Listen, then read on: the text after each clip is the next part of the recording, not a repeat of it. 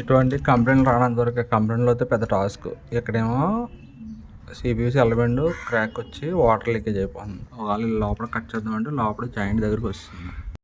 ఇది చిన్న ట్రిక్ తెలిస్తే కంప్లైంట్ చాలా ఈజీగా చేసుకోవచ్చు. ఆ ట్రిక్ ఏంటన్నది మీకు చెప్తాను, వెయిట్ చేయండి. పైప్ కింద వరకు కొట్టేసి ఒక అడుగున్నర పైప్ కట్ చేసిన తర్వాత ఎల్లబెండ్ కొంచెం కట్ చేయాలి పైప్ కింద కాకుండా.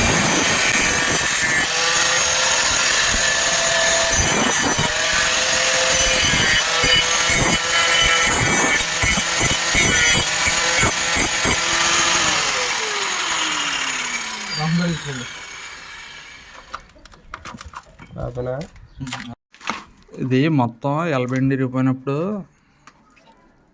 ఇది అంగుళం పాతికి అయినప్పుడు ఇది లీక్ లేకుండా ఇది కూడా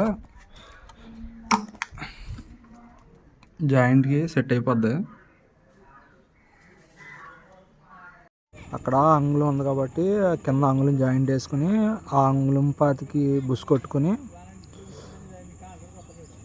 ఇటు సైడ్ అంగుళంకి ఎక్కించుకున్న తర్వాత అంగుళం పాతికి గొంబా రాసుకుని మనం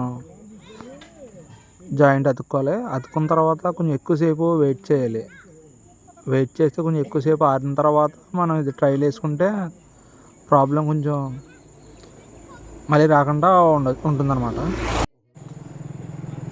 కంప్లైంట్ అయిపోయిన తర్వాత వాటర్ వదిలిన తర్వాత ఈ వీడియో తీస్తున్నాను. మళ్ళీ వాటర్ వదలకుండా లీక్ వచ్చి నువ్వు చూపించలేదంటారని చెప్పి దానికోసమే వాటర్ వదిలిన తర్వాత చూసారు కదా వాటర్ ట్రైల్ కూడా వేసాం.